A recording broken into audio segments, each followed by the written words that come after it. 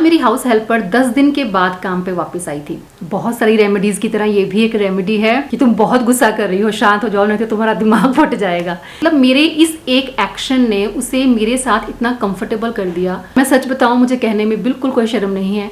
ये सारी चीजें मैंने अपने बच्चों से सीखी हैं। फॉर एग्जाम्पल मैं आपको बताती हूँ, जैसे कई बार कुलदीप जी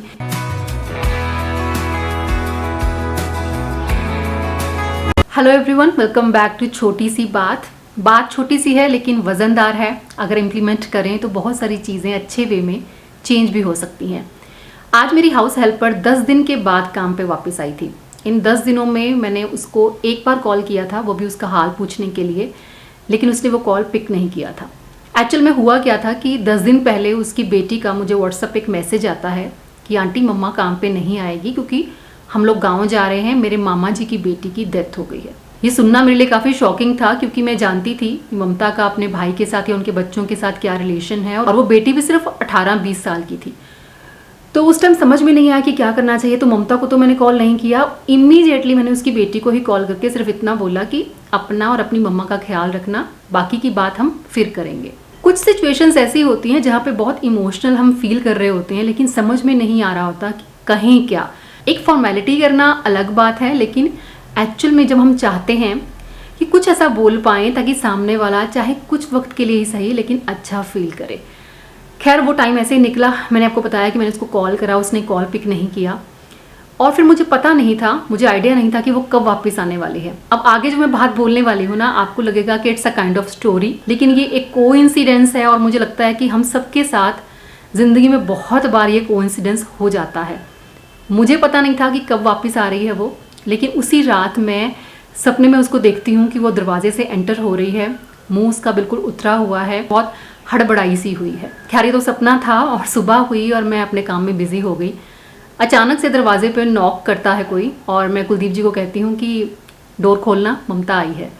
तो कहते तुझे कैसे पता कि ममता ही आई है? मैंने कहा क्योंकि ऐसे सिर्फ वही नॉक करती है। तो खैर वही हुआ, ममता आई और बिना किसी से बात किए वो सीधे अपने काम पे लग गई। मैंने भी सबके सामने उसके साथ कोई बात करना उस टाइम पे सही नहीं समझा। नीचे का काम ख़त्म करके ऊपर के फ्लोर पे डस्टिंग करने गई, तब मैं ऊपर गई और जाके समझ में नहीं आया कि क्या बोलना चाहिए, कैसे कंसोल करना चाहिए। बस मैंने अपने हाथ आगे बढ़ाए और उसको कहा कि आजा। तो सीधा वो मेरे गले लग गई, और मेरे गले लगकर जो वो रोई है मैं आपको बता नहीं सकती। मतलब मुझे भी उसने बहुत ज़्यादा इमोशनल कर दिया, और काफ़ी टाइम तक वो मुझसे चिपकी रही। उसके बाद मुझे उससे कुछ भी पूछने की ज़रूरत भी नहीं पड़ी कि क्या हुआ, कैसे हुआ।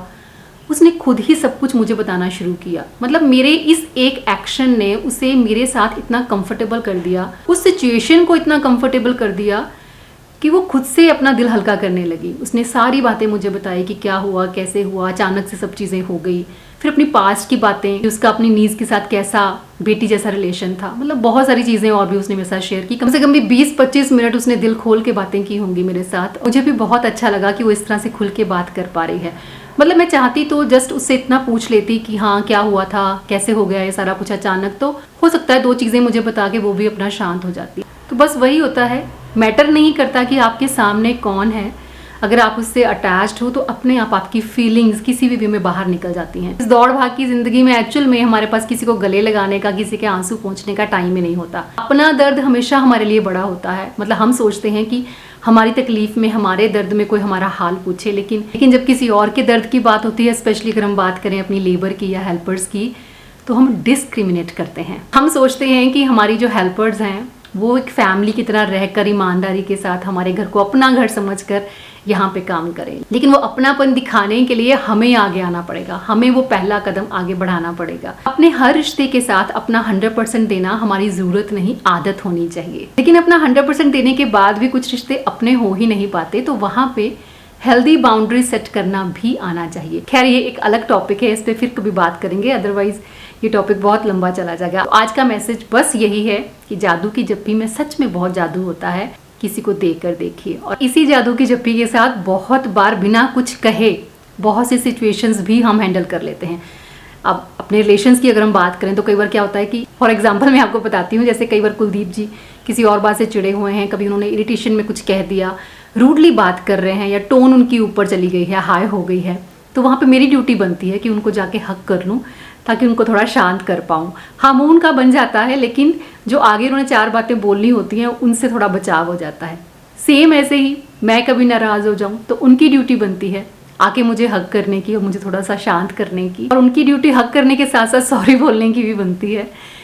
तो बात वही है कि जहाँ पे जादू की जप्फी वर्क करती है वहाँ पे फिर ईगो आने की हिम्मत नहीं करती। मैं सच बताऊँ, मुझे कहने में बिल्कुल कोई शर्म नहीं है।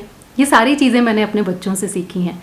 बच्चे आजकल के इतने ज़्यादा स्मार्ट हैं कि अगर मम्मा को गुस्सा आ गया है तो उधर तो स्पेशली आके, वो इतना लंबा है, चौड़ा है, वो आके ऐसे मुझे जकड़ लेता है अपनी बाहों में कि तुम बहुत गुस्सा कर रही हो, शांत हो जाओ नहीं तो तुम्हारा दिमाग फट जाएगा। जैस्मिन का भी ऐसे ही है कि तुम ठीक हो जाओगी, पापा को भी ऐसे ही बोलेगी, पापा आप ठीक हो जाओगे, शांत रहो। बच्चे ऐसे ही करते हैं, आप चिढ़ा मत करो, आपकी उम्र नहीं है अब गुस्सा करने की। तो कहने का स्टैंड ये है कि गुस्से में भी आपकी हंसी निकल जाती है जब जादू की जप्फी मिल जाती है। बहुत सारी रेमेडीज़ की तरह ये भी एक रेमेडी है, कभी ट्राई करके देखना। चलिए मिलेंगे नेक्स्ट वीडियो में। Till then bye bye, take care and stay healthy.